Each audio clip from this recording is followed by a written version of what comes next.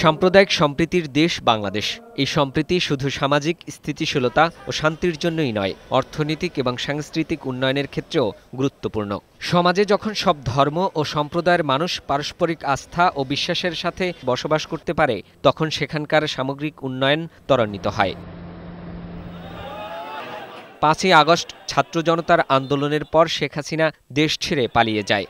এরপর থেকেই নানাভাবে দেশি বিদেশি কিছু স্বার্থান্বেষী গোষ্ঠী দেশের মধ্যে বিভিন্ন সময়ে অস্থিতিশীল পরিবেশ ও বিশৃঙ্খলার চেষ্টা করে। প্রতিটি উস্কানিমূলক কর্মকাণ্ডের বিপরীতে শান্ত ও স্থির থেকেছে দেশের ধর্মপ্রাণ সাধারণ মানুষ। ধৈর্য, আরেকটু সহ্য, আরেকটু সহিষ্ণু মনোভাব, আরেকটু ক্ষমার মনোভাব, ভালোবাসার মনোভাব, যে পরস্পরকে ভালোবাসা, কোনো প্রতিহিংসা না, কোনো সংঘর্ষ না। আমাদের কিছু কিছু সেই ধর্মীয় প্রলেপ দিয়ে কিছু কিছু রাজনীতিবিদরা এই ধরনের একটি অবস্থা তৈরি করে বিদায় কিন্তু সমস্যাটা এখানে। সরকার, রাজনৈতিক দল যদি ইচ্ছা করে এর থেকে উত্তরণ ঘটাতে পারে।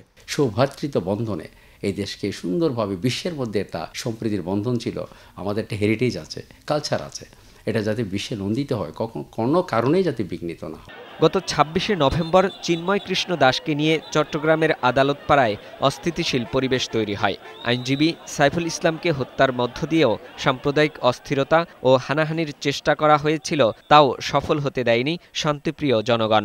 ভারতীয় গণমাধ্যম ও সরকার সংখ্যালঘু নির্যাতনের মিথ্যা তথ্য প্রচারও কানে তোলেনি দেশপ্রেমিক মানুষ। এই ধরনের একটা নির্মম হত্যাকাণ্ডের পরিপ্রেক্ষিতেও উগ্রবাদ ওইভাবে ছড়িয়ে মারাত্মক ঘটনা, দাঙ্গা বা অন্য ধরনের কোনো কিছু হয়নি।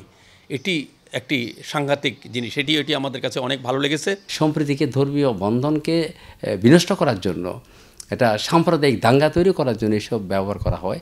এটা ভালো মানুষেরা কিন্তু এগুলো কখনো করবে না, তবে রাজনৈতিক ছাত্র চাই কিন্তু এগুলো হয়। অন্য দেশ কি বললো না বললো, কিন্তু আমরা নিজেরা যেন এক থাকি।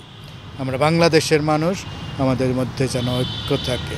ফ্যাসিস্ট সরকার পতনের পরে নতুন সরকার গঠনের আগ পর্যন্ত সংখ্যালঘুদের ওপর বিচ্ছিন্ন হামলা হলেও সেটা ছিল ব্যক্তিগত ও রাজনৈতিক রেষারেষির ফল। সরকার গঠনের পর তা এখন অনেকখানি নিয়ন্ত্রণে।